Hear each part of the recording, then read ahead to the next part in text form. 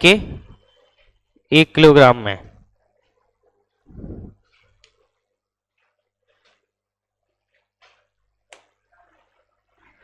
जो बताता है विलायक के 1 किलोग्राम में विलेय के मोलों की संख्या, कितने मोल विलेय के घुले हुए हैं।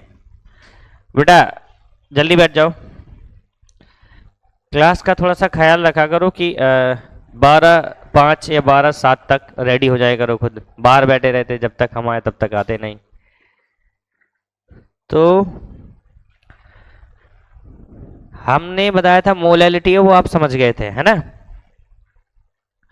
यदि सॉल्यूट का मास दिया होता है तो फॉर्मूला हम लगा देते W divided by MW into capital W।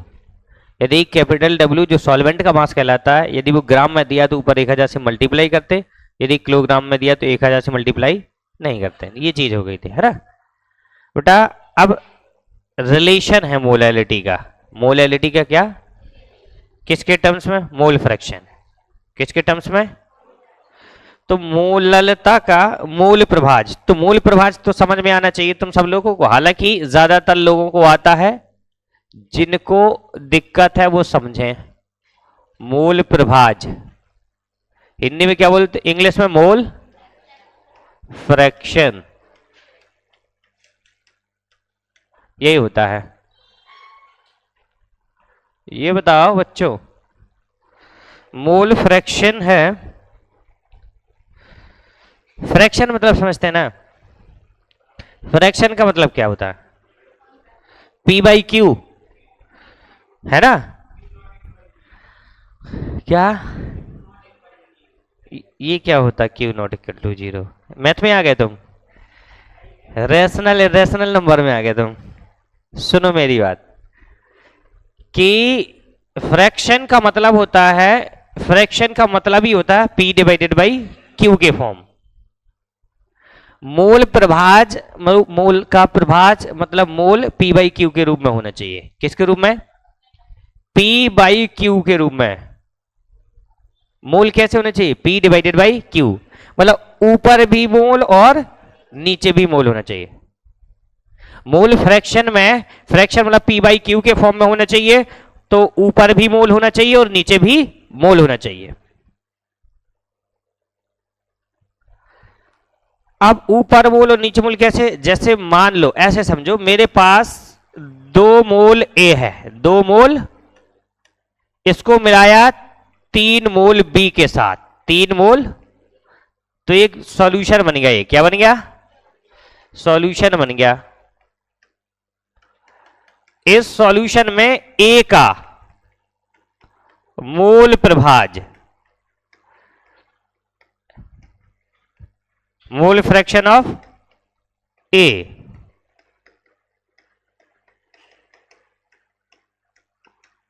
क्या होता बेटा फॉर्मूला, मोल फ्रैक्शन, मोल प्रभाज P/Q में ऊपर भी मोल और नीचे भी। अब सुनो, किसका मोल प्रभाज निकालना, तो जिसका मोल प्रभाज निकालना उसके मोल ऊपर डिवाइडेड बाई टोटल मोल होना चाहिए। ये होता मोल फ्रैक्शन, इसको बोलते मोल प्रभाज।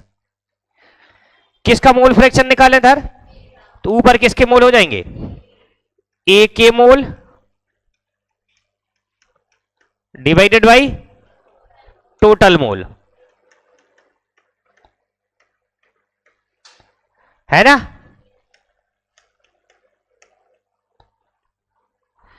बेटा A के मोल कितने दिए हैं, 2 डिवाइडेड बाई टोटल कितने हो जाएंगे, 5। 2 प्लस मतलब 2/5 मतलब 0 पॉइंट आ जाएगा कि नहीं आ जाएगा, है कि नहीं बेटा। ज्यादातर लोगों को ये पढ़ा हुआ है, जिनका ये पढ़ा ना वो क्वेश्चंस करें, क्वेश्चन करो तब तक अपना, ठीक है, एक एक बहुत जबरदस्त वाले क्वेश्चन। अब बेटा ये चीज समझ गया, मोल फ्रैक्शन कैसे निकालेंगे, मोल फ्रैक्शन कैसे निकालेंगे, जिसका मोल फ्रैक्शन निकालना है उसके मोल डिवाइडेड बाई टोटल मोल, ये होता तरीका। यहां तो मोल दिए थे, यदि मोल ना दिया होता, मोल ना दिया होता, क्या दिया होता, मास दिया होता। जैसे समझो 80 ग्राम NaOH, ठीक है, 80 ग्राम NaOH को मिलाया गया किसके साथ?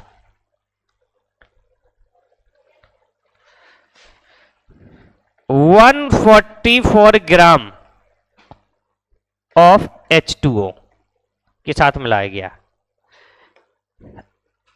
ये एक सॉल्यूशन बन गया। क्या बन गया? इस सॉल्यूशन में मैं आपसे पूछूं NaOH का मोल फ्रैक्शन बताओ। किसका? NaOH का मोल फ्रैक्शन, NaOH का मोल प्रभाज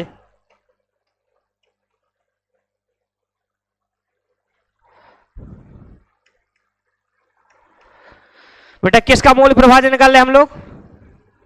तो ऊपर किसके मोल हो जाएंगे बोलो, और नीचे टोटल मोल। तो NaOH के मोल, NaOH के मोल डिवाइडेड बाई टोटल मोल।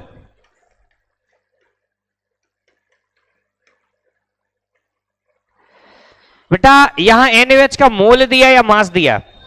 मास दिया, मोल तो नहीं दिया ना, तो मोल पहले निकालोगे। इसके मोल निकालो जरा NaOH के। NaOH के मोल, मोल बराबर क्या होता है? गिवन मास डिवाइडेड बाई दिया गया द्रव्यमान बटे मोलर द्रव्यमान। कितना दिया गया द्रव्यमान? 80। मोलर द्रव्यमान कितना होता है NaOH का? 40 होता है। 40 से डिवाइड करने कितना आ जाएगा? 2 आ जाएगा। कितना आ जाएगा? कोई दिक्कत? बेटा H2O के मोल कितने आ जाएंगे? वो भी क्या हो जाएगा? गिवन मास डिवाइडेड बाई दिया गया द्रव्यमान बटे मोलर द्रव्यमान। कितना दिया गया द्रव्यमान? H2O कितना दिया? 144, 144 डिवाइडेड बाई मोलर द्रव्यमान 18 होता है कि नहीं? मोलर द्रव्यमान तो निकालना जानने लगे ना। अब मैंने बताया था कैसे निकालते, तरीका समझा दिया था बहुत अच्छे से, है ना। जैसे NaOH था, NaOH का मोलर द्रव्यमान निकालना है, तो भैया NaOH आपको बोला था एटॉमिक नंबर आपको पता होना चाहिए। सोडियम का एटॉमिक नंबर कितना होता है? 11। तो एटॉमिक मास कितना हो जाएगा?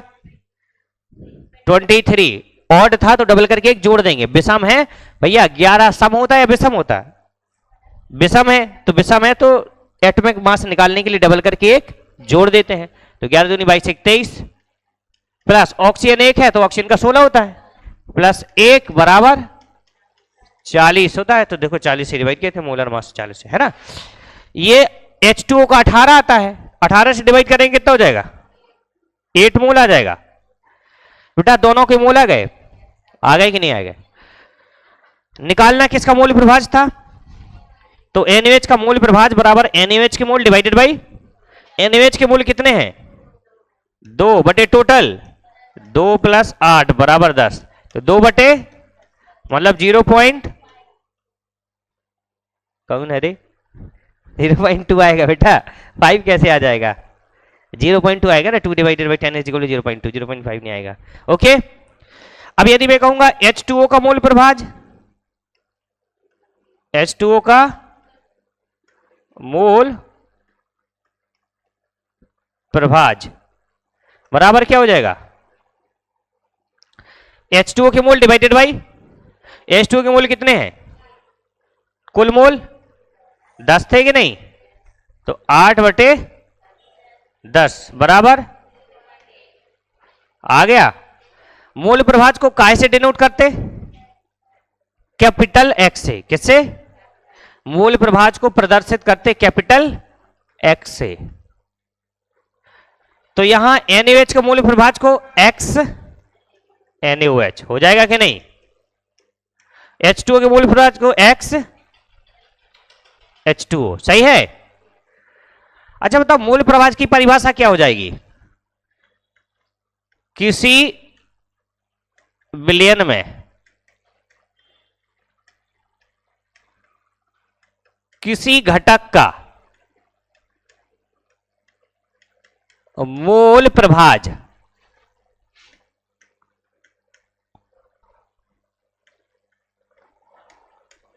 उस घटक के मोल तथा बिलियन के कुल मोल, मोलों के अनुपात को कहते हैं, है कि नहीं?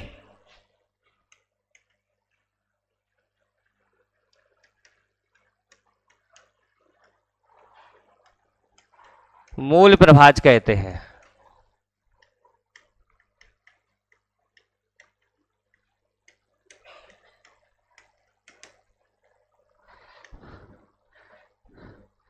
moles of component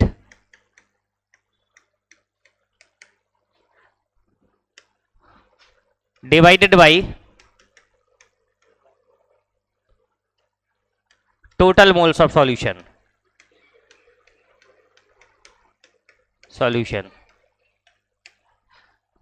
note it first, ये मोल फ्रैक्शन, इसके बाद आप मोलैलिटी और मोल फ्रैक्शन और रिलेशन।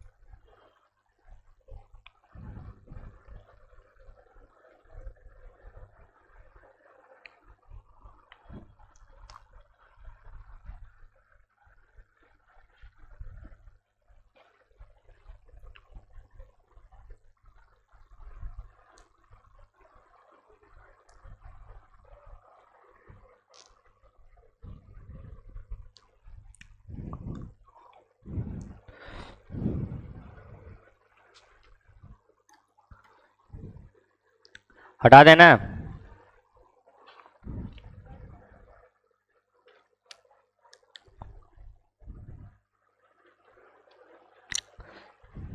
समझ गए ना? कोई दिक्कत?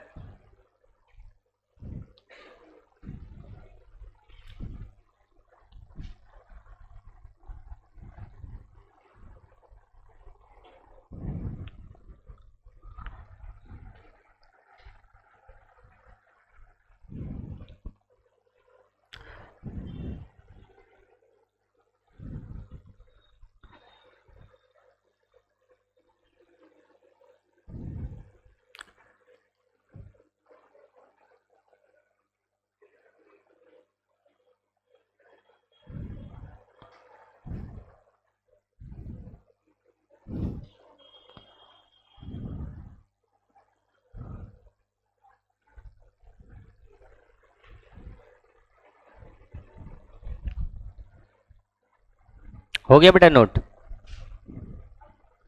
तुम्हारे तो पहले ही हो गया होगा ना? Yes, good. चलिए हटा देते इसको।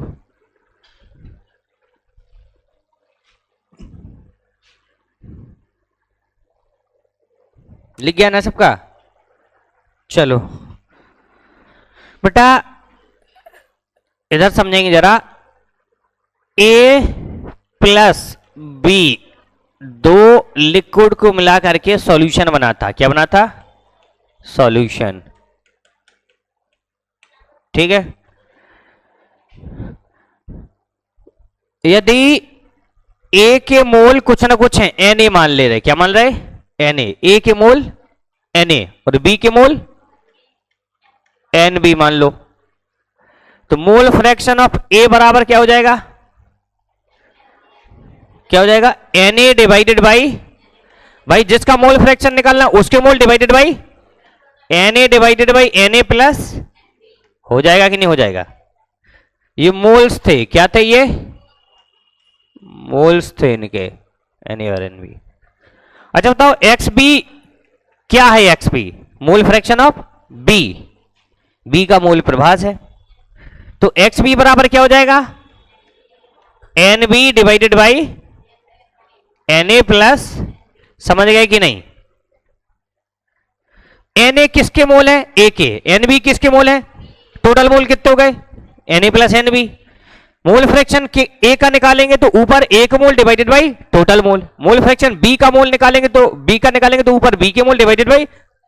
अच्छा बताओ दोनों को जोड़ देते हैं, X से XB को, X से प्लस XB, इसको जोड़ते हैं जरा, X A की जगह Na divided by Na plus Nb, ठीक है, plus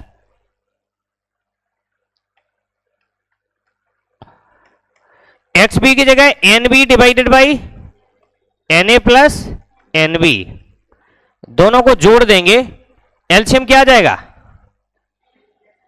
Na plus, LCM Na plus Nb, तो ऊपर Na हो जाएगा और ऊपर तो क्या हो जाएगा, Na plus Nb divided by Na plus, क्या सही है ये कट जाएगा तो कितना जाएगा 1, तो मतलब एक्स ए प्लस एक्स बी बराबर क्या आ जाएगा, आ जाएगा कि नहीं आ जाएगा, x A plus x b is equal to, आएगा कि नहीं आएगा।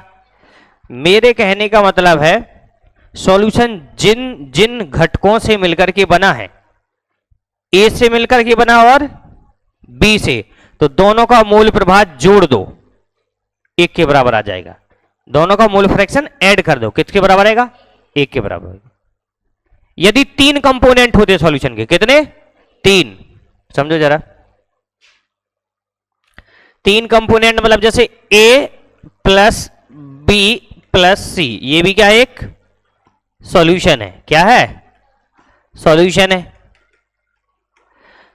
ए के मोल मान लो Na, क्या, बी के मोल Nb और सी के मोल Nc, तो मोल फ्रैक्शन ऑफ ए बराबर क्या हो जाएगा, Na divided by Na plus plus total mole जोड़ने पड़ेंगे कि नहीं नीचे, क्लियर है बेटा। एक्स बी बराबर क्या हो जाएगा, Nb divided by Na plus plus, हो जाएगा कि नहीं, बोलो बेटा। एक्स सी बराबर क्या हो जाएगा, divided by plus Nb plus, क्या सही है, ये तीनों के मोल फ्रैक्शन निकल आए, तीनों को जोड़ के देखें जरा, एक्स ए plus x B plus X C, इसके बराबर लिखो, एक्स ए की जगह क्या लिखते हैं, Na divided by Na plus Nb plus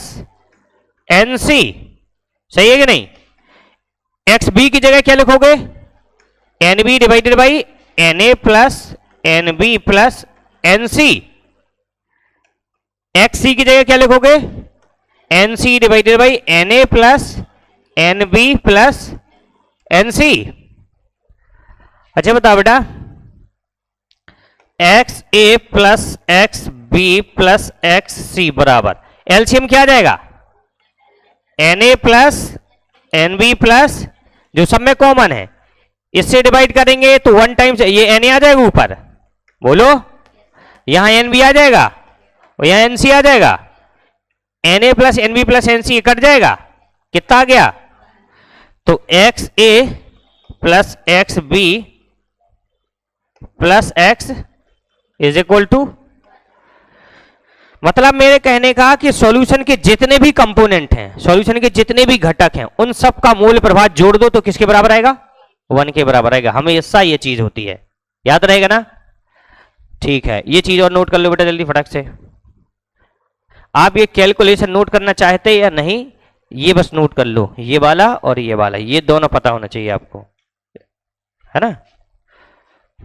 बाकी आपको ये प्रूव करवा दिया मैं।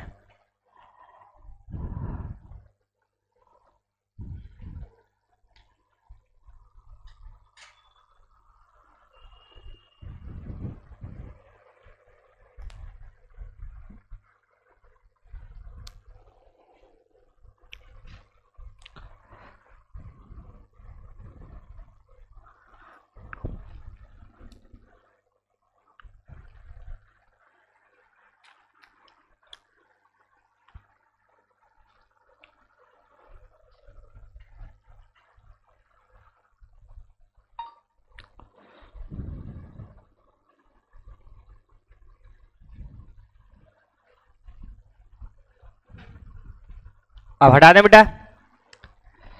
आपको सिर्फ ये दो चीज नोट कर लेनी थी, ये चीज और ये, ठीक है। अब एक क्वेश्चन है, ये नोट हो गया हो तो हटा दें।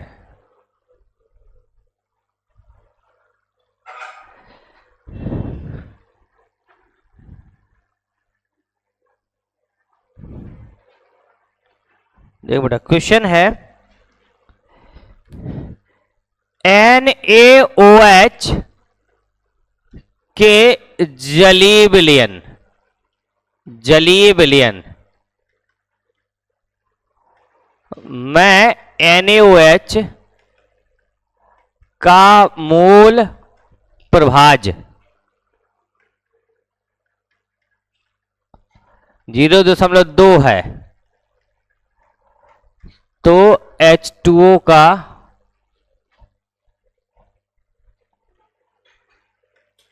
मूल प्रभाज बताओ।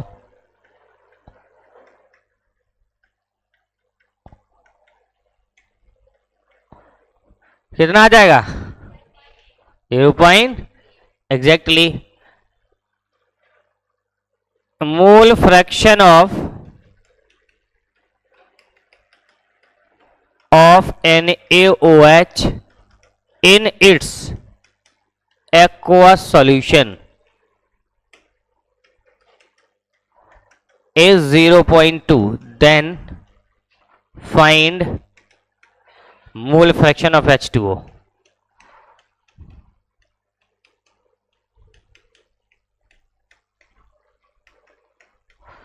बेटा तुम बताओ नैना, इसमें लिखा NaOH का एक्वस सॉल्यूशन, NaOH का एक्वस सॉल्यूशन, मतलब क्या हुआ इसका? NaOH का एक्वस सॉल्यूशन मतलब किस किस चीज का सॉल्यूशन है? ये क्या क्या मिलाया गया है सॉल्यूशन बनाने के लिए? सोडियम हाइड्रोक्साइड NaOH और नहीं, अरे NaOH पूरा हो गया, NaOH को मिलाया गया, लेकिन किसके साथ मिलाया गया? किसके साथ? पानी के साथ। एक्वस लिखा ना बेटा, तो मतलब जो सॉल्यूशन है वो किन किन दो चीजों का है? NaOH प्लस वाटर, इन दोनों चीजों का है कि नहीं? ये सॉल्यूशन है। अच्छा बताओ बेटा, मोल फ्रैक्शन दिया है, क्या दिया है, किसका दिया है? मोल फ्रैक्शन को काय से डिनोट करते थे? X। NaOH का दिया है, कितना है वो? 0.2। ये बताओ, दो कंपोनेंट है सॉल्यूशन के, NaOH और H2O, तो क्या XNaOH प्लस XH2O इसकी वैल्यू कितनी होगी? होगी या नहीं होगी? बोलो। NaOH का कितना दिया है? निकालना किसका है? H2O का। तो H2O का मोल फ्रैक्शन कितना आ जाएगा? 1 माइनस 0.2 मतलब 0 पॉइंट, क्या सही है ये? कोई दिक्कत है कि नहीं? एक का दिया दूसरे का निकालना, तो 1 में से घटा देते, कोई दिक्कत? यदि मैं कहता mole fraction of A and B are 0.2, 0.4, 0.3 दे दिया, 0.6 दे दिया, 0.7 दे दिया, 0.7 respectively,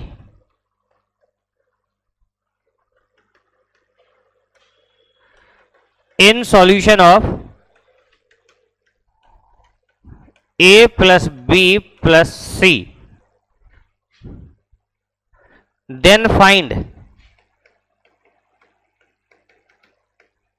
mole fraction of C।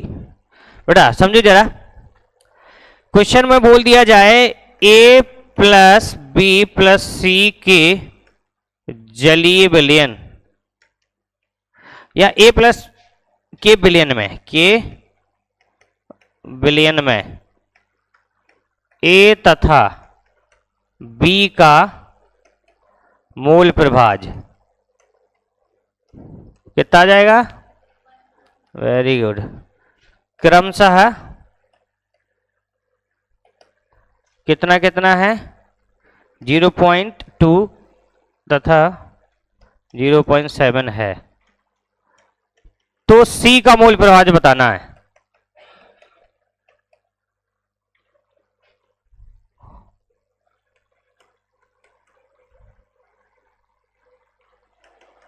सी का मोल प्रभाज बताना बेटा। भाई ये बताओ कितने घटकों से मिलकर के बिलियन बना है? कितने कंपोनेंट से? 3। कौन कौन सा? ए, बी और, तो क्या ए का मोल फ्रैक्शन प्लस बी का मोल फ्रैक्शन प्लस सी का मोल फ्रैक्शन बराबर कितना आएगा? आएगा कि नहीं आएगा? अच्छा बताओ ए का कितना दिया था, बी का कितना दिया था? 0 पॉइंट प्लस एक्स सी का निकालना है। तो भैया एक्स सी बराबर हो जाएगा 1 माइनस 0.9 हो जाएगा। ये 0.9 हो जाएगा, उस साइड जाएगा तो 1 माइनस 0.9, तो एक्स सी बराबर कितना आ जाएगा? 0 पॉइंट। कोई दिक्कत है इसमें? आसान था कि नहीं? अब आते हैं हम लोग मोलैलिटी और मोल फ्रैक्शन के रिलेशन में। ठीक है, ये मान लो आपको मोल फ्रैक्शन पता होना चाहिए था, क्या है मोल फ्रैक्शन, कैसे निकालते हैं, है ना। अब मोलैलिटी और मोल फ्रैक्शन का संबंध देख लेते हैं। Relation between molality and mole fraction. हटा देना ये। ओके गुड बेटा। Relationship between molality and mole fraction.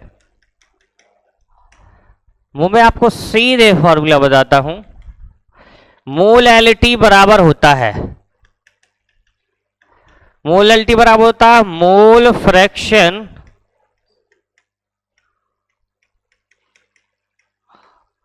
Of solute into 1000 divided by mole fraction of solvent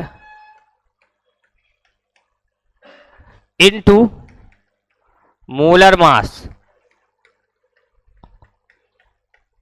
of solvent. है कि नहीं?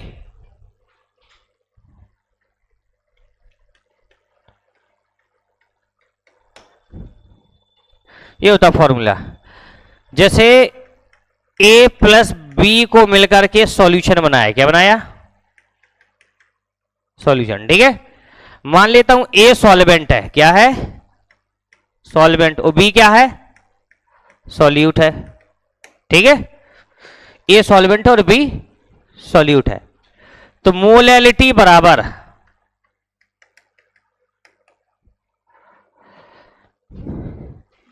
ऊपर क्या लिखा? विलेय का मूल प्रभाज, यही लिखा है, मल्टीप्लाई 1000। नीचे क्या लिखा? अब विलायक का मतलब बोलो ना, विलायक का मूल प्रभाज इनटू विलायक का मोलर द्रव्यमान।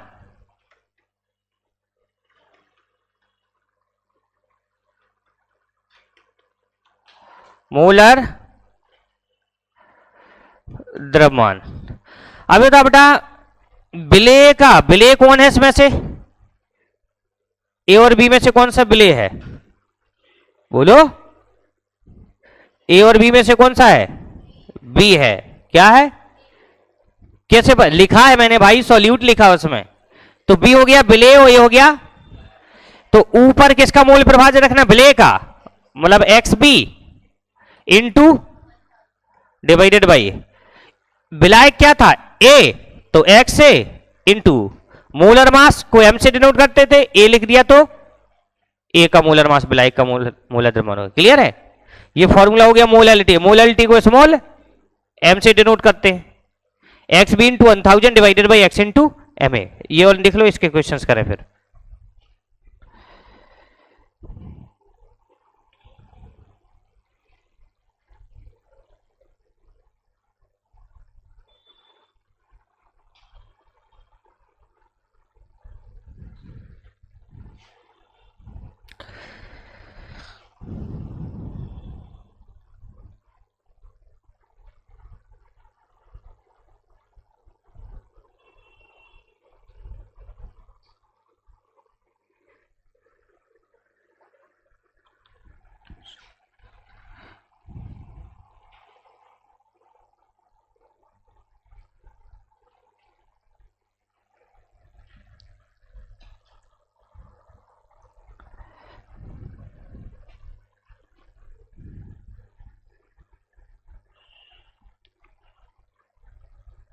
जस्ट क्वेश्चन देखते हैं अभी, ठीक है, हटा दें इसको, समझ गए ना फॉर्मूला? ये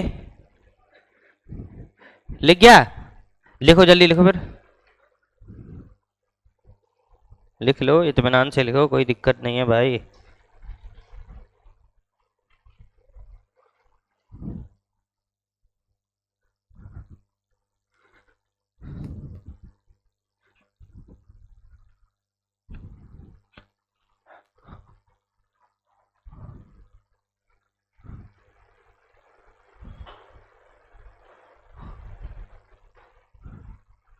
लिखे बेटा? एक एक चीज प्रॉपर नोट की है? अब हटा देते हैं। क्वेश्चन देखो सब लोग।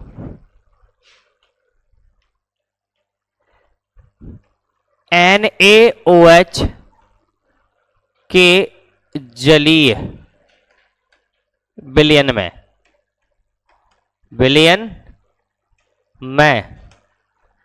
NaOH का मूल प्रभाज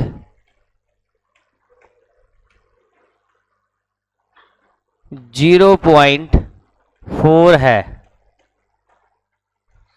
तो बिलियन की मोललता बताओ। इंग्लिश में लिखेंगे मोल fraction of NaOH in its aqueous solution is 0.4. Then find molality of the solution.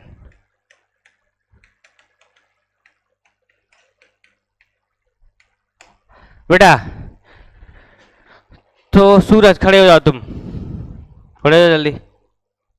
अब तुम बताओगे, ये बताओ इनमें से कौन सा विलेय है, कौन सा विलायक है?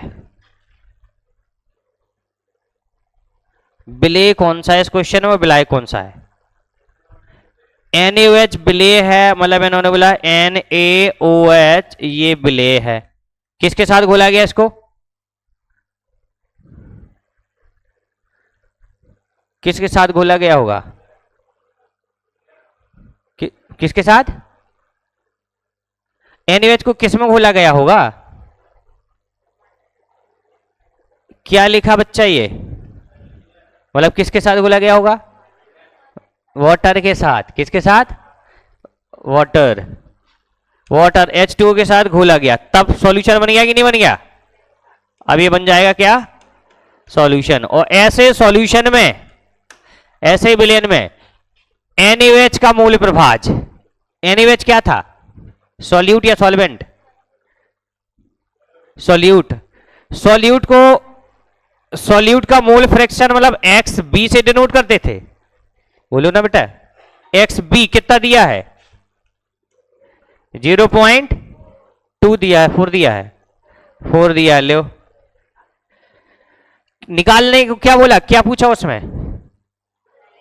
मोललता बतानी है, ठीक है। मोललता का फॉर्मूला मोल प्रभाज के टर्म्स में कुछ बताया था बेटा? एक्स बी इंटू, बोलो ना, सूरज। तुम बोलोगे बेटा मोललता बराबर,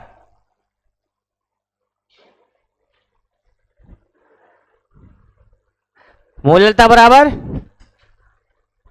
मूल प्रभाज के संबंध में मोललता का क्या फॉर्मूला था बताओ? एक्स बी इंटू 1000 था, 100 नहीं था यार, 1000 divided by x a m a. बैठ जाओ अंकिता, एक्स बी क्या है?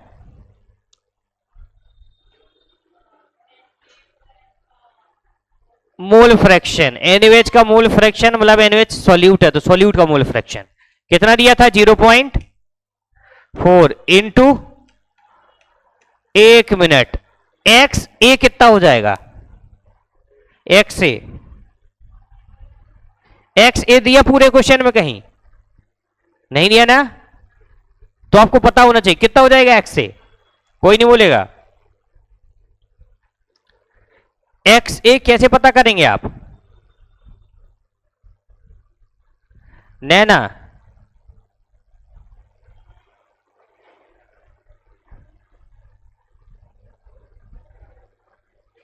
बोलो ना बेटा।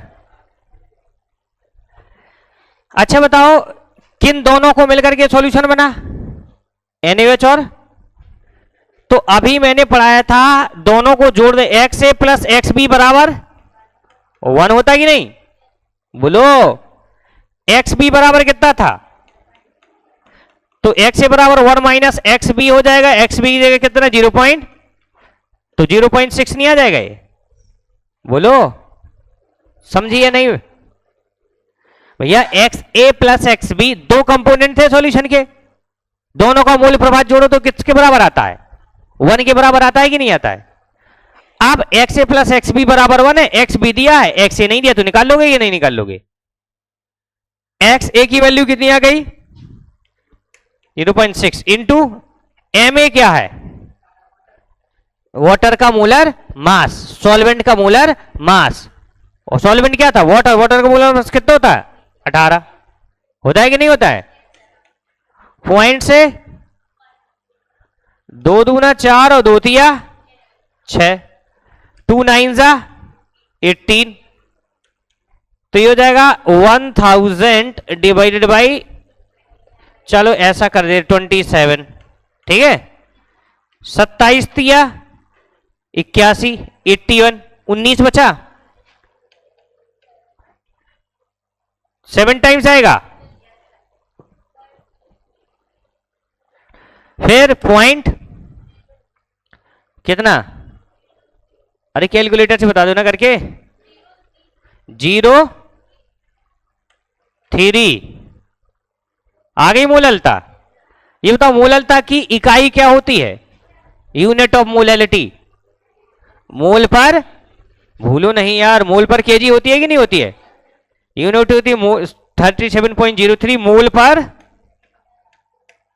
केजी, क्योंकि मोलैलिटी की डेफिनेशन ही थी, मोललता की परिभाषा भी यही थी, 1 किलोग्राम विलायक में घोले गए विलेय के मोलों की संख्या। Number of solute, number of moles of solute dissolved in 1 kilogram solvent is called molality. 1 kilogram मतलब पर किलोग्राम, 1 किलोग्राम में, तो मोल पर केजी। Note it fast.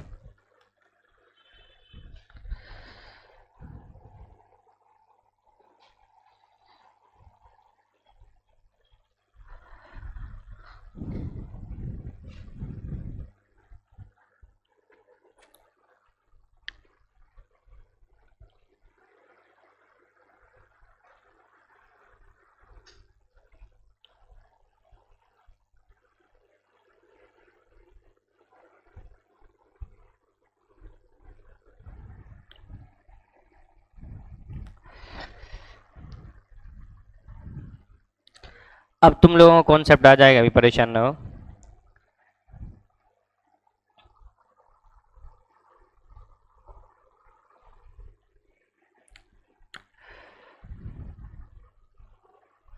समझे ना ये क्वेश्चन? ये वाला क्वेश्चन समझे ना?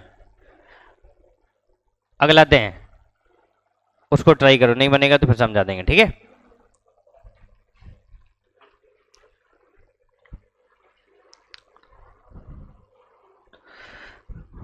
बेटा मोलैलिटी का जो फॉर्मूला होता है वो होता है मोल fraction of solute into 1000 divided by mole fraction of solvent into molar mass of solvent. ये होता है ना? याद रहेगा बस। फिर इधर देखो जरा सब लोग, aqueous H2SO4 solution,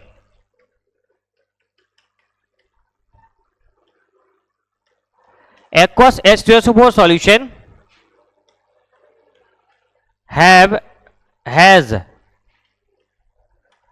mole fraction of water is equal to 0.8. Then find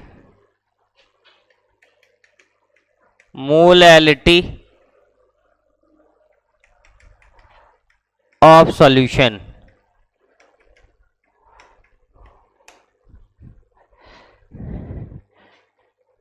aqueous solution का मतलब क्या हुआ ये बताओ जरा। एक्वस सॉल्यूशन का मतलब, एक्वस H2SO4 सॉल्यूशन मतलब किस किस का सॉल्यूशन है? किस किस का? Water plus H2SO। Aqueous H2SO4 solution का क्या मतलब हुआ? किस किस चीज को मिलाया गया? बोलो बेटा, तेज बोलो तेज। एक्वस H2SO4 सॉल्यूशन का क्या मतलब, क्या क्या मिला उसमें? एक्वा मतलब क्या होता है? पानी प्लस H2SO4, जिसको जो लिखा है पानी प्लस H2SO4 हो जाएगा कि नहीं हो जाएगा? तो ये जो सॉल्यूशन है किस किस चीज का है? H2SO4 plus H2O, H2SO4 plus H2O। ये बताओ H2SO4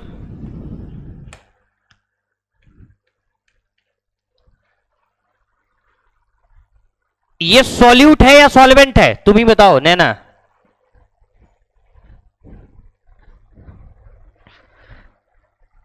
सॉल्यूट है। और H2O क्या है? सॉल्वेंट है। ये सॉल्यूट है जिसको हम विलेय बोलते हो, ये क्या है? सॉल्वेंट है जिसको हम विलायक बोलते हैं, ठीक है? अब ये बताओ इसमें मोल फ्रैक्शन किसका दिया है? किसका मोल फ्रैक्शन दिया है? किसका दिया ये तो बताओ कम से कम। कोई पढ़ना तो जानती हो, कौन सा क्वेश्चन किसका दिया मोल फ्रैक्शन? पढ़ो और बताओ। अरे 0.8 तो दिया, लेकिन किस चीज का है ये मोल फ्रैक्शन? काहे का है ये? वाटर का। तो बोलो ना किसका दिया है? वाटर क्या है मतलब? शाबाश, वाटर पानी तो हो गई बेटा। हम कह रहे सॉल्यूट है या सॉल्वेंट है? सॉल्वेंट। और सॉल्वेंट को ए से डिनोट करते, मतलब एक्स से दिया है, एक्स से दिया है। सॉल्वेंट को एक्स ए ही तो मानते थे हम। तो वाटर का मोल फ्रैक्शन मतलब एक्स ए की वैल्यू कितनी दी है? 0.8। एक्स बी कितना, तुम बताओ एक्स बी कितना आ जाएगा? हाँ तो कितना आ जाएगा?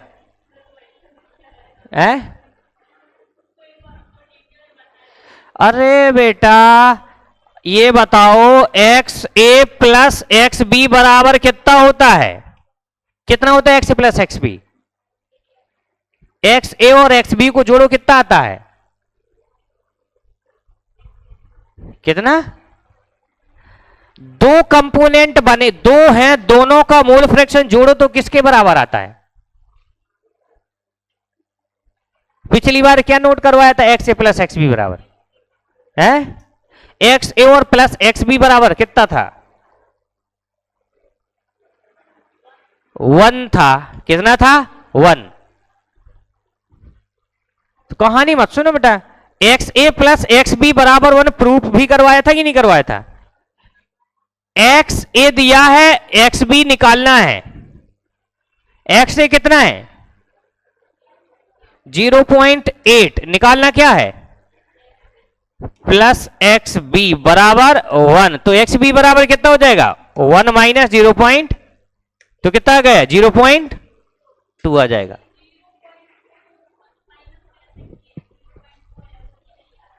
अच्छा, एक में से 0.8 घटा दिया तो 0.2 कैसे आ गया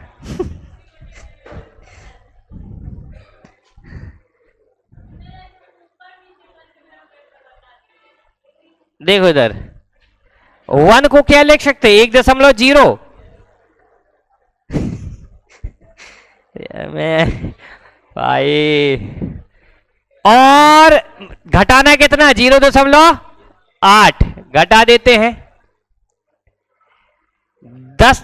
देखो 0 में से 8 तो घट नहीं कर सकता, तो उसको 10 बना लेते। क्या बना लेते, 10 में से 8 गया 2। इसको हमने 10 माना था, तो इसकी एक कैरी कर देंगे, तो यहां 0 में 1 बढ़ाएंगे, 1 हो जाएगा। 1 में से क्या, 0.2 आ गया कि नहीं आ गया, 0.2 आ गया दोस्तों तो ये जो 0.2 इसको हमें यहां रखना है बेटा। x ए बराबर 0.8 है, तो एक्स बी बराबर कितना हो जाएगा अंकिता दीदी बताओ, 0.2 आ गया है कि नहीं। ये बताओ निकालना क्या था, मोलैलिटी। क्या निकालना है, मोलैलिटी का फॉर्मूला क्या बताया था बच्चों, मोल प्रभाज के पदों में x b into 1000 divided by x a into m a, यही होता है। ओके, एक्स बी क्या है, 0.2 दिया है, 0.2 इंटू 1000। एक्स ए कितना दिया है, 0.8 इंटू एम ए क्या है, तो कोई नहीं बोलेगा, एम ए बताओ क्या है, एम ए एक डिग्री है जो बीए के बाद आती है।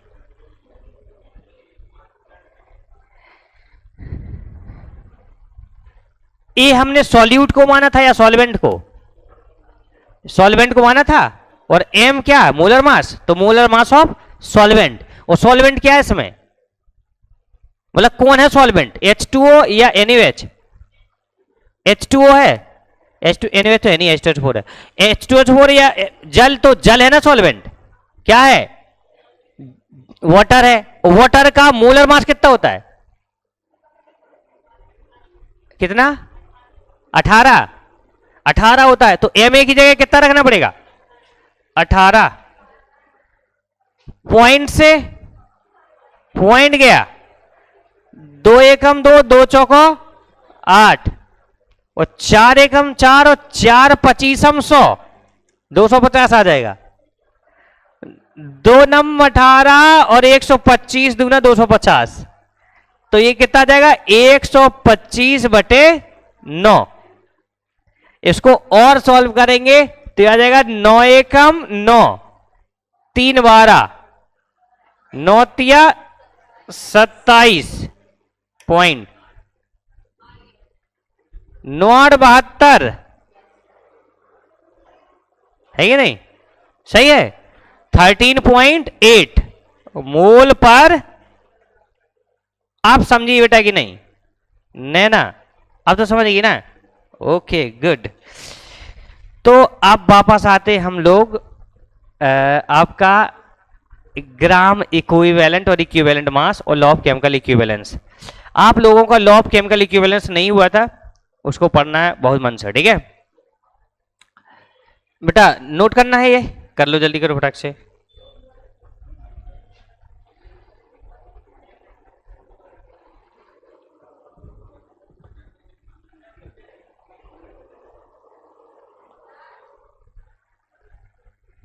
हाँ बेटा,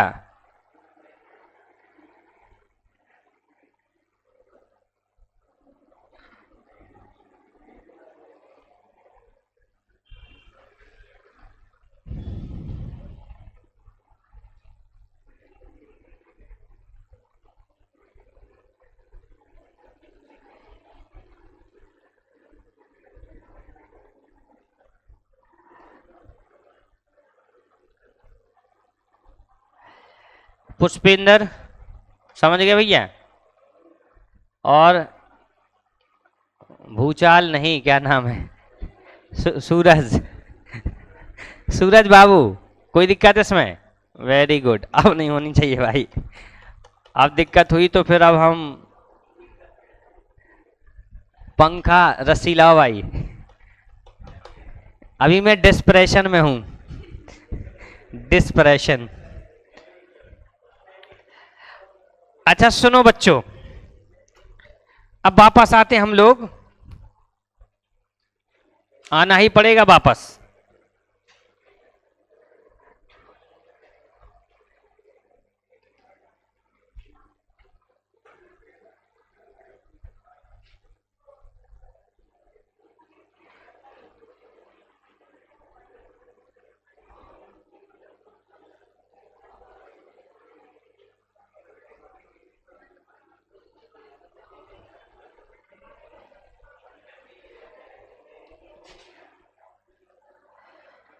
चलिए पढ़ते हैं। सुनो बच्चों, इक्विवेलेंट वेट, जिसको हम क्या बोलते हैं, तुल्यांकी भार। तुल्यांकी भार को समझना है जरा। उसके पहले एक चीज समझो सब लोग, एसिड तो जानते ही हैं। देखो कौन कौन से एसिड, अभी ऐसे समझो इधर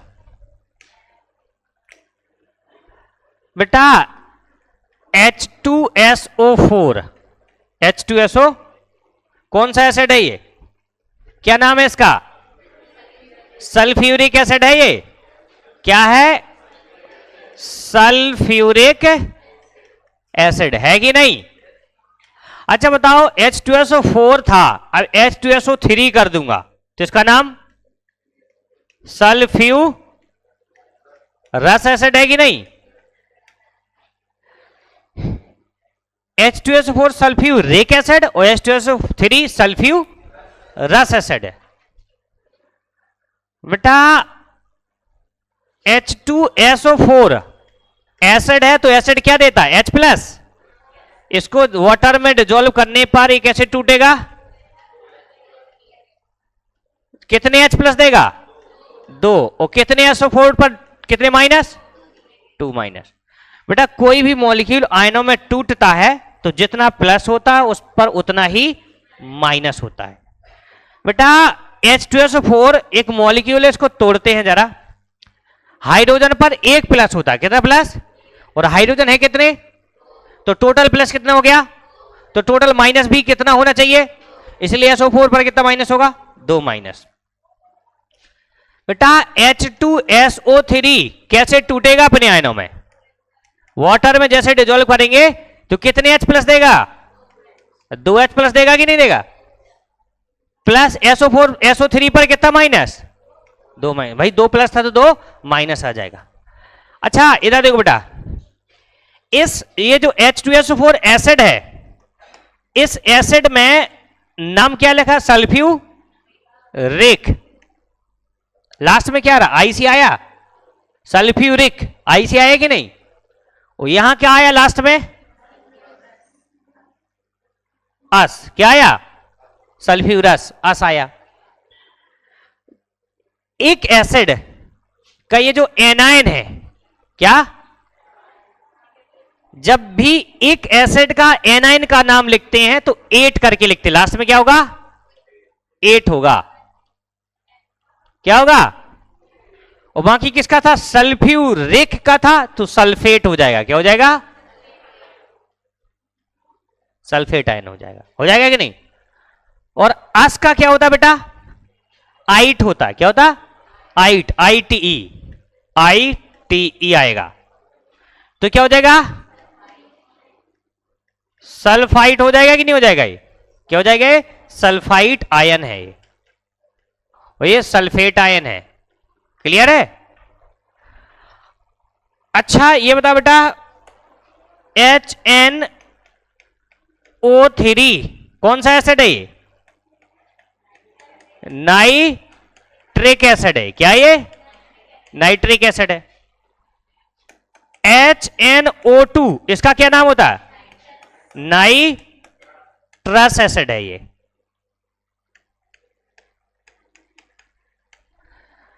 बेटा HNO3 आयनों में कैसे टूटेगा? वाटर में जैसे ही डिसॉल्व करेंगे तो ये टूटेगा।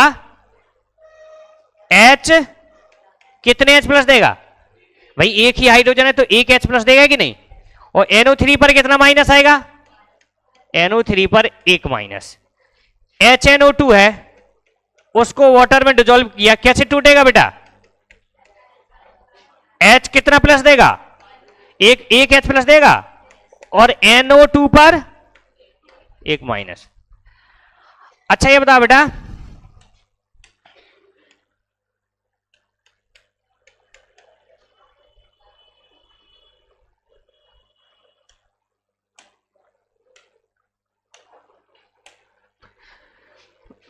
इसका नाम देखते हैं जरा। अच्छा बताओ, इसके एसिड के नाम में क्या था? एक था तो नाइट्रेट का नाई एटी लगेगा, नाइट्रेट आयन हो जाएगा कि नहीं? बोलो। Nitrate ion. बेटा ये अस था नाइट्रस, तो इसका नाम क्या हो जाएगा? नाइट्राइट, आईटी लगेगा लास्ट में। क्लियर है कि नहीं? नाइट्राइट आयन हो जाएगा। कोई दिक्कत? अच्छा सुनो जरा, H3PO4 इसका क्या नाम है? Phosphoric acid. तो भैया मेरे, राखी के बंधन को तो निभाना ही निभाना, और साथ में नंबर बहुत अच्छे लाना। H3PO3 ये क्या हो जाएगा? Phosphorous acid. बेटा इसको वाटर में डिसॉल्व करेंगे तो अपने आयन में टूटेगा।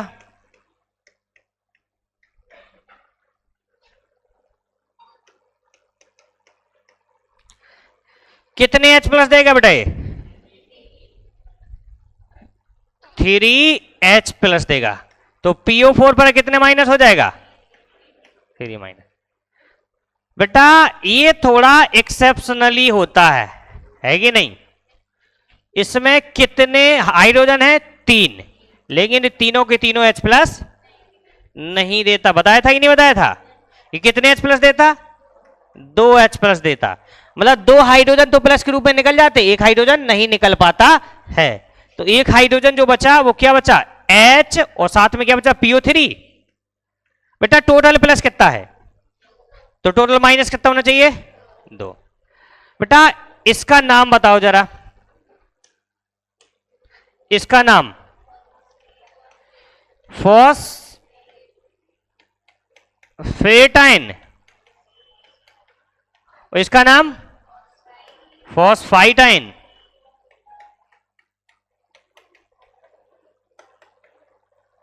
अस का 8 होता और एक का 8, सही है ना?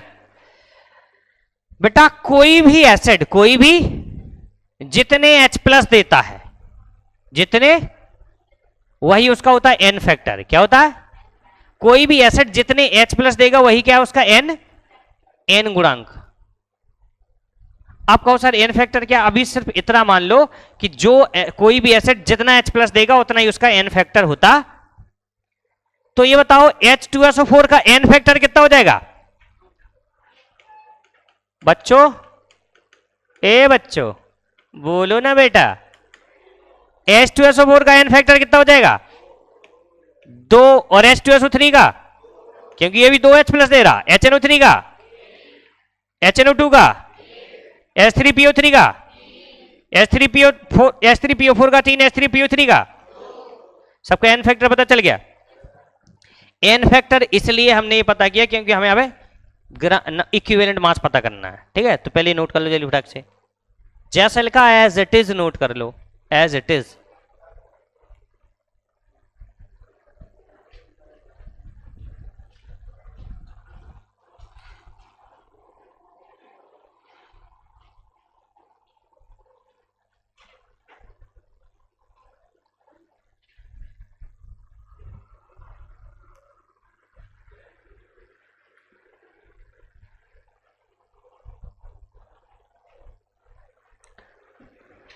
बस एक दिन कल की क्लास और तुम लोगों को ऐसा लगेगा कि सब पढ़ा हुआ है, क्या ही पढ़ रहे हैं, कल की बस। और अच्छा कल तो रीनीट की वजह से है, चलो पता करते हैं, अभी बताते हैं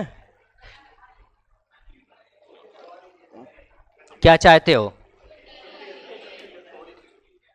अच्छा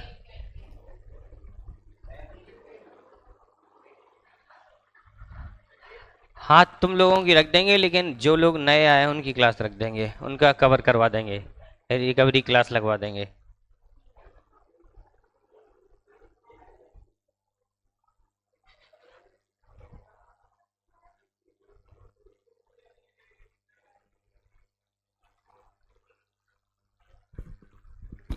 कह रहे मैम क्या डिसीजन हुआ छुट्टी का?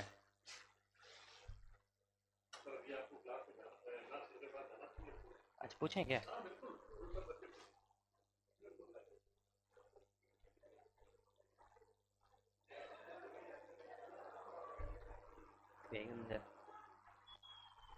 हेलो सर कैसे हैं?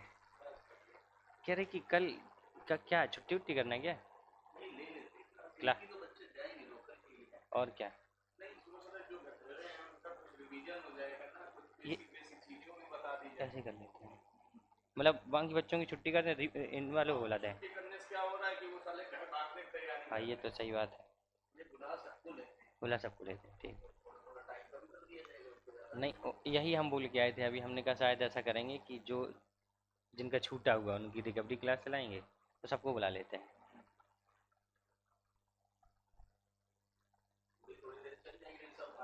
यस सर, वो जा सही बात है।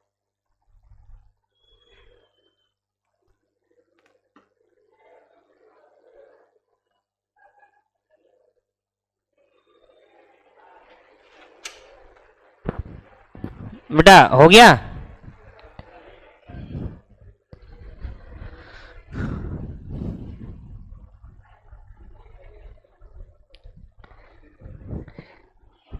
मान्या दीदी सर पे ऐसे हाथ रखे, कहाँ यार, कल का दिन और बस, मंडे से जो है आपके उसी लेवल पे आते हैं। कल क्लास है बेटा, देखो संडे की तो छुट्टी है ही ना यार, है ना, संडे की छुट्टी तो है ही। संडे को जिनका पेपर है वो पेपर दे के जाएंगे, और जिनका नहीं है उनकी छुट्टी है। संडे को वो 4 लोग जरूर आएंगे जिनका छूटा हुआ है, ठीक है, वो जरूर आ जाए पढ़ने, ठीक है। वही 4 लोग जो कहते सर हमारा छूटा हुआ है, वो 4 लोग जरूर आ जाए, ठीक है। संडे को तो छुट्टी है ना बेटा, जिन 4 लोगों को छूटा हुआ है। हाँ कल तो क्लास है, आओ बेटा, जितना पढ़ोगे उतना बढ़िया होगा, सारी क्लासेस हैं कल, बता देंगे अभी। बेटा ये नोट हो गया सबका, जल्दी करो फिर।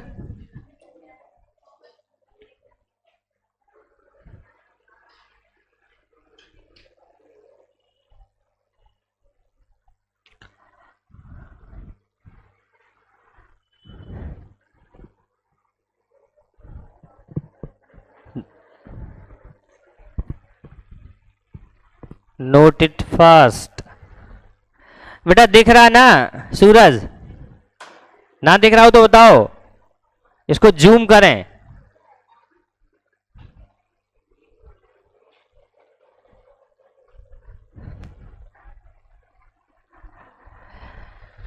तो ये हो गया आपका एन फैक्टर ऑफ एसिड। ये एसिड का एन फैक्टर हो गया, ठीक है। अब बेस का देखते हैं, बेस का एन फैक्टर कैसे निकालते हैं। ओके,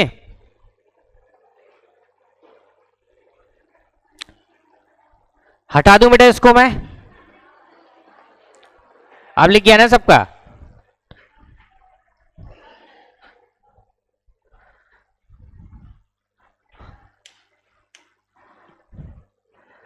बेटा CaOH का होल ट्वाइस, इसका क्या नाम है?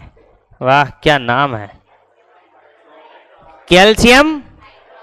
या आपने अपनी जिंदगी में कहीं देखा है? कहां देखा है? हैं?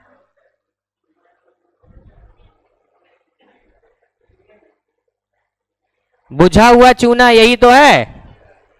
यही क्या, बुझा हुआ चूना, जिसको हम बोलते स्लेक्ड लाइम। क्या बोलते? स्लेक्ड लाइम, बुझा हुआ चूना, है कि नहीं बेटा? इसका नाम है, केमिकल नेम है कैल्शियम हाइड्रोक्साइड। क्या है? Calcium hydroxide. जब भी इसको वाटर में डिसॉल्व करो तो ये कैसे टूटेगा? Ca पर 2 प्लस प्लस 2OH माइनस। बेटा OH नेगेटिव कौन से आयन कहलाते? Hydroxide ion. OH नेगेटिव को क्या बोलते? Hydroxide ion. क्या बोलते? हाइड्रोक्साइड आयन बोलते हैं। बेटा कैल्शियम हाइड्रोक्साइड कितने OH नेगेटिव दिया? कितने OH नेगेटिव दिया? 2। तो इसका एन फैक्टर कितना हो जाएगा? एन फैक्टर 2 हो जाएगा। मैं कहूं NaOH है, क्या है? इसका नाम क्या है? सोडियम हाइड्रोक्साइड, है कि नहीं? सोडियम हाइड्रोक्साइड, इसको आयनों में तोड़ते हैं, कैसे टूटेगा?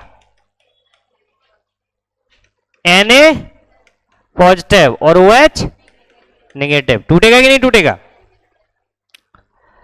तो इसका एन फैक्टर कितना हो जाएगा बेटा? 1 हो जाएगा। अच्छा ये बता बेटा, AlOH का होल थ्राइस ये कैसे टूटेगा आयनों में? इसका नाम पहले बताओ। एल्यूमिनियम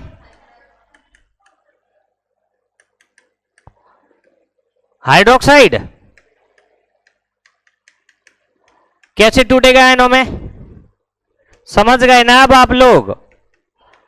होल थ्राइस है तो कितने OH नेगेटिव देगा ये? तो एल्यूमिनियम पर कितना प्लस आएगा? और 3OH। एन फैक्टर कितना हो जाएगा? तो बेस का एन फैक्टर समझ गए? समझ गए कि नहीं?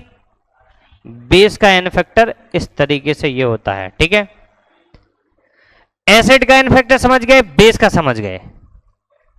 कोई दिक्कत है तो बता दो भैया, मार खाओगी तुम लोग। बेटा एसिड और बेस का एन फैक्टर हो चुका है, अब बचा क्या? सॉल्ट। क्या बचा? सॉल्ट का एन फैक्टर समझो।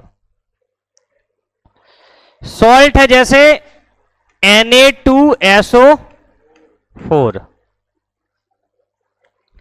Na2SO4 यह आयनों में कैसे टूटेगा बेटा?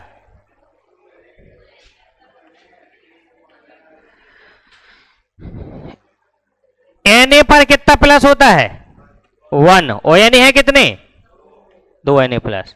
और SO4 पर कितना माइनस? सल्फेट आयन पर 2 माइनस होता है कि नहीं? तो जब भी सॉल्ट की बात आए तो सॉल्ट ना ही H प्लस देता ना ही OH माइनस। फिर या तो टोटल प्लस चार्ज काउंट कर लो या टोटल प्लस कितना है इधर? 2। एक Na पर 1 प्लस तो 2 Na पर, तो यहां एन फैक्टर कितना हो जाएगा? एन फैक्टर कितना हो जाएगा इधर? 2 हो जाएगा। हो जाएगा कि नहीं हो जाएगा? n बराबर 2।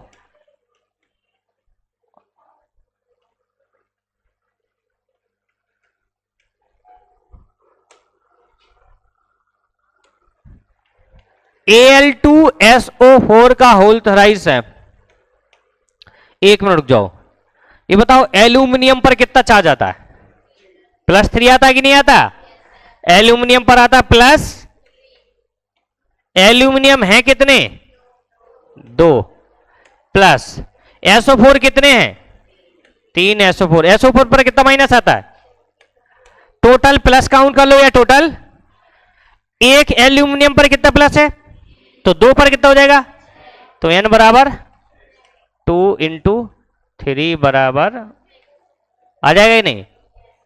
तो ये सॉल्ट का एन फैक्टर होता है। ये नोट कर लो बेटा, एन फैक्टर समझ गए तो इक्विवेलेंट मास तो बहुत आसान होता है।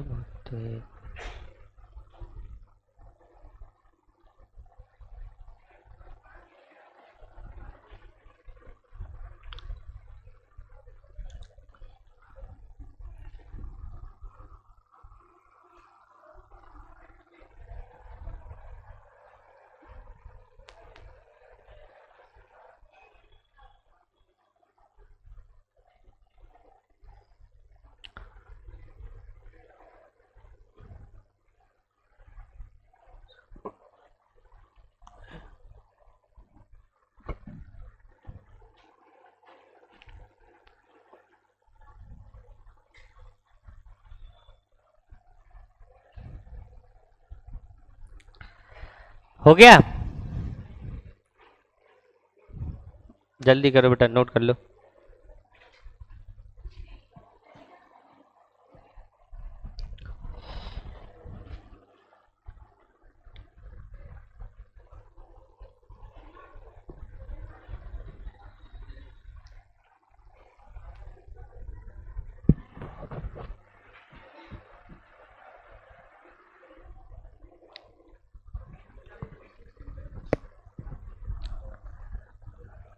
अंकिता, नोट हो गया बेटा?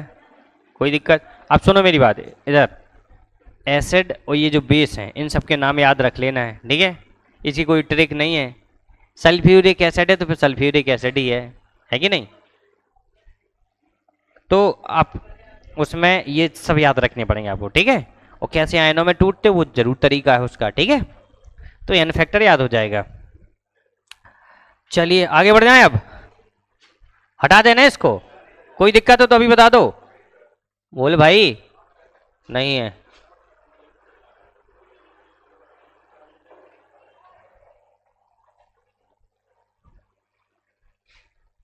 हटा दें?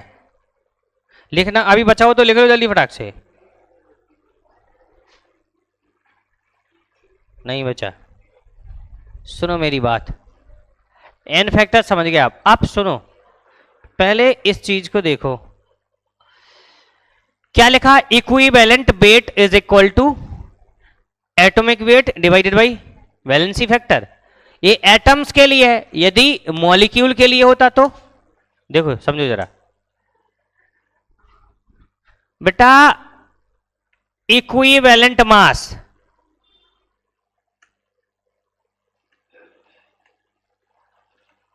EQUIVALENT,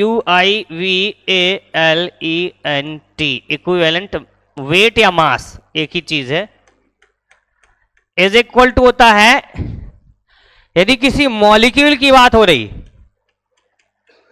तो मॉलिक्यूलर मास डिवाइडेड बाई, या मोलर मास भी कर सकते हैं, मॉलिक्यूलर मास डिवाइडेड बाई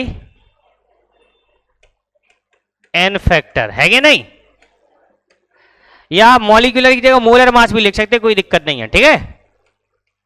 जैसे H2SO4 है बेटा, क्या है? H2SO4, इसका मोलर मास बताओ जरा कितना होता है? MW इज इक्वल टू कितना होता है? 98 होता है कि नहीं? कैसे? हाइड्रोजन कितने हैं? 2। एक हाइड्रोजन का कितना होता है? 1 प्लस सल्फर कितने हैं? 1 सल्फर का 32 प्लस ऑक्सीजन कितने? एक ऑक्सीजन का 16, टोटल आ जाएगा 90, तो मोलर मास आ गया 98। अच्छा बताओ एन फैक्टर कितना है इसका? एन फैक्टर कितना है H2SO4 का? कितने H प्लस देगा ये? तो एन फैक्टर कितना हो गया? 2 है ना? ऐसे चिल्ला रहे भाई, बराबर 2 आ गया। तो बताओ equivalent mass is equal to molar mass divided by n factor. Molar mass कितना है? 98 डिवाइडेड बाई एन फैक्टर, तो कितना हो जाएगा? 49। आ जाएगा कि नहीं आ जाएगा? बोलो। उसी तरीके से मैं कहूं CaOH का होल ट्वाइस है, क्या है इसका? मोलर मास कितना हो जाएगा भैया? कैल्शियम का एटॉमिक नंबर 20, तो एटॉमिक मास कितना हो जाएगा? 40 प्लस ऑक्सीजन का कितना? 16 और हाइड्रोजन का 1, तो 16 1 17 और होल ट्वाइस लेगा तो 17 इंटू 2 कर दें, सही है ना भैया? ऑक्सीजन का 16, हाइड्रोजन का 1, तो 16 1 और इसका होल ट्वाइस भी लगा तो 17 दूना 34 हो जाएगा। ये कितना आ जाएगा? 74 आ जाएगा। मोलर मास कितना होता है इसका? 74। अब ये बताओ बेटा एन फैक्टर कितना है इसका? एन फैक्टर कितना है? कितने हाइड्रोक्साइड आयन देगा ये? तो एन फैक्टर कितना हो गया? तो equivalent mass is equal to तुल्यांकी भार जिसको बोलते हैं, तुल्यांकी भार बराबर क्या हो जाएगा? मोलर द्रव्यमान बटे, है ना? चलो यहां लिखा तो है ऊपर, कितना दिया मोलर द्रव्यमान इसका? डिवाइडेड बाई एन फैक्टर, कितना आ जाएगा ये? 37 आ जाएगा ही नहीं आ जाएगा? कोई दिक्कत है? Note it fast.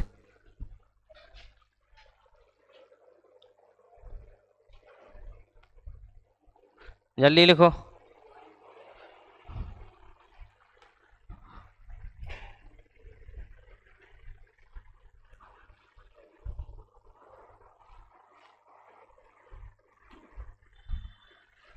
अरे भाई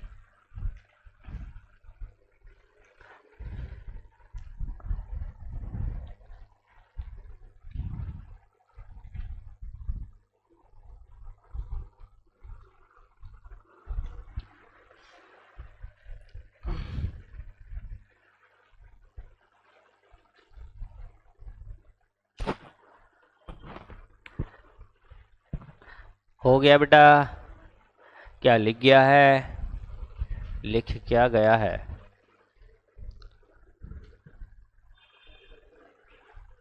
पूछना है अभी, बस बता रहे 5 मिनट रुको। हाँ हाँ हाँ ये हाँ, इम्पीरिकल फॉर्मूला मास। हाँ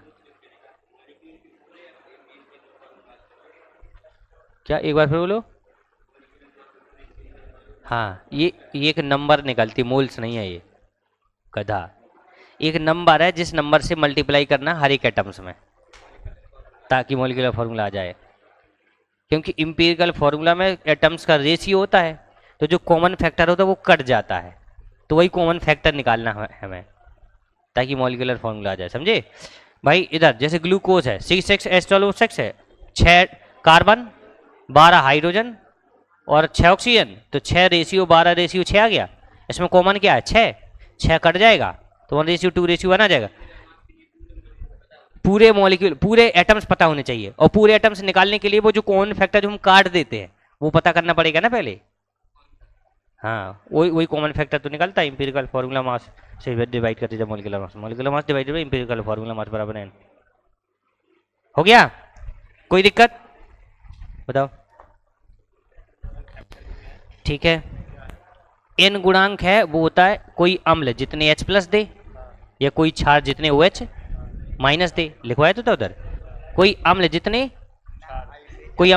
H प्लस दे या कोई क्षार जितने OH, या सॉल्ट भी तो होता, लवण भी तो होता, कोई लवण जितने या तो प्लस चार्ज काउंट कर लो उसका या माइनस चार्ज काउंट कर लो। जैसे हमने उसमें काउंट किया था, इधर देखो हमने Na2SO4 है, जैसे Na2SO4 में टोटल प्लस 2 Na प्लस, तो 2 प्लस हो जाएगा, तो एन फैक्टर कितना हो गया? 2 हो गया। या तो प्लस चार्ज काउंट कर लो या माइनस चार्ज, तो एन फैक्टर पता चल जाएगा। अम्ल के लिए जितने एच प्लस देता है और बेस के लिए जितना ओ एच माइनस। क्लियर? कोई दिक्कत बेटा इसमें नहीं होनी चाहिए। एक एक इक्विवेलेंट मास बता देंगे और देखते हैं किससे पूछते हैं। हम पूछते हैं किसी न किसी से पूछेंगे ही। सबसे पहले बताएगी नैना। नैना बेटा, ए नैना, आपको बताना है और वो है AlOH का होल थ्राइस है। इसका इक्विवेलेंट मास बताना है EW। आप जानते EW बराबर होता MW divided by N factor. अब बताओ EW निकालना है। पहले तो मोलर मास निकालो बच्चा। एल्यूमिनियम का एटॉमिक नंबर बताओ कितना होता है? कितना होता है? एल्यूमिनियम का कितना एटॉमिक नंबर?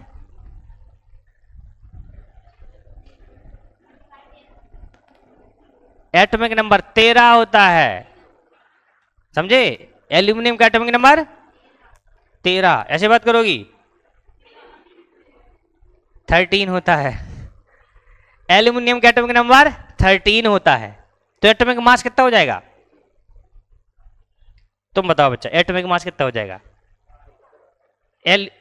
एल्यूमिनियम का एटॉमिक मास क्यों? एटॉमिक नंबर 13, तो एटॉमिक मास कितना हो जाएगा?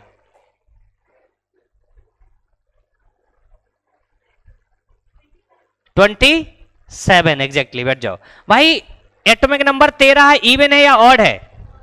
ऑड है तो डबल करके एक, तो कितना हो जाएगा? 27 हो जाएगा। तो एल्यूमिनियम का हो गया 20 प्लस ऑक्सीजन का 16 होता है और हाइड्रोजन का 1, तो 16 1 और होल थ्राइस है तो 3 से मल्टीप्लाई करना पड़ेगा। तो कितना हो जाएगा? 17 इंटू 3, तो कितना हो जाएगा ये? 27 प्लस 51 बेटा 7 1 और 5 2 78 आ गया मोलर मास। तो भैया मोलर मास 70। एन फैक्टर कितना है इसका? कितना बेटा? कितने OH नेगेटिव देगा ये? 3 देगा। कितने? तो एन फैक्टर कितना हो गया? 3 दूना 6, 1 7, 3 5 15, 3 18। सही है? 26 आ गया कि नहीं आ गया इक्विवेलेंट मास? कोई दिक्कत है?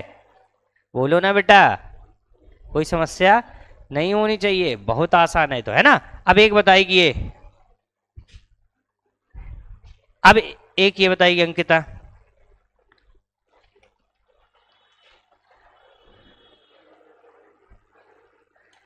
H3PO4 है।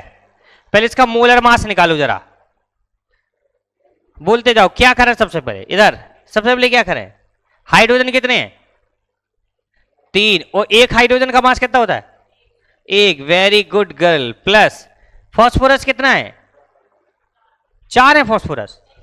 1 फास्फोरस का एटॉमिक नंबर, एटॉमिक नंबर 15, तो एटॉमिक मास कितना हो जाएगा? 31। Exactly, very good. Plus oxygen कितने हैं?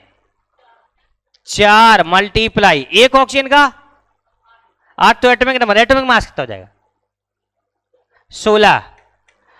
3 एकम 3, 31 एकम 31, 16 चौको 64, 4 1 5 3 8 और 6 3 9, 98। कितना हो जाएगा? 98 ग्राम। इक्विवेलेंट मास बराबर क्या हो जाएगा? Molar mass divided by 98। N factor कितना है इसका? 3। Very good. 3 त्रिका 9 और 3 दूनी 6 और 3 18, 32.67 आ जाएगा। कोई दिक्कत है? कोई समस्या नहीं होनी चाहिए मेरे दोस्त। अब जो है बस लास्ट है Al2SO4 का होल थ्राइस। बेटा Al2SO4 का होल थ्राइस है तो सूरज तुम बताओगे बेटा इसका मोलर मास बताओ पहले, सबसे पहले मोलर मास बताओ इसका कितना है। Al2SO4 का होल थ्राइस का मोलर मास।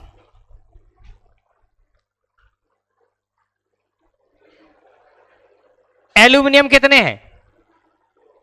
2। एक एल्यूमिनियम का कितना होता है? 27 प्लस सल्फर का कितना होता है? 16। तो एटॉमिक नंबर होता है, एटॉमिक मास। 32 सल्फर का हो गया और ऑक्सीजन का 16 होता है, और 4 ऑक्सीजन है तो 16 चौको 64 और 32 96। अरे बोलो भाई, 96 होता है। तो SO4 का 96 हो गया और होल थ्राइस लगा तो 96 इंटू 3 तो हो जाएगा 96 इंटू 3। तो बेटा 27 दूनी 54 प्लस 3 18 3 27 28 288 आएगा। ये जोड़ दो, टोटल कितना आ जाएगा? तो ये आ जाएगा बेटा कितना टोटल? टोटल बताओ। 8 4 12 8 5 13 1 14 और 2 1 342 आया। Al2SO4 का होल थ्राइस मोलर में 342 आता है। जितना चीनी का होता है उतना ही आता है। चलो क्या निकालना था तुम लोगों को? बराबर molar mass divided by n factor कितना है इसका? कितना है Al2SO4 का होल थ्राइस का? एन फैक्टर 6 है। कैसे समझो भैया? Al2SO4 का जो होल थ्राइस था कैसे टूटता है नौ में? एल्यूमिनियम पर कितने प्लस होता है? 3। एल्यूमिनियम थे कितने? 2 और 3SO4 2 माइनस। तो ये बताओ बेटा टोटल प्लस कितना हो गया? 6 हो गया। नहीं नहीं, एक एल पर 3 प्लस तो 2 एल पर 6 प्लस, तो 6 से डिवाइड कर दो। 6 एक मोलर मास 342 बटे 6 6 पंचे 30 और 6 7 42। क्या 57 आ जाएगा? कोई दिक्कत है? ये बेटा नोट कर लो, बाकी लोग जा सकते हैं।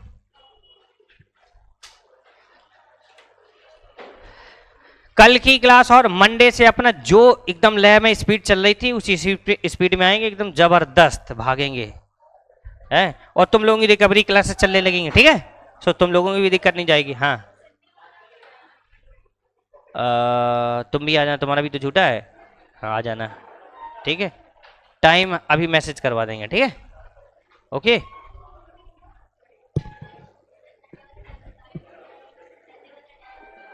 अभी मैसेज करवा दे रहे ग्रुप पर, ठीक है?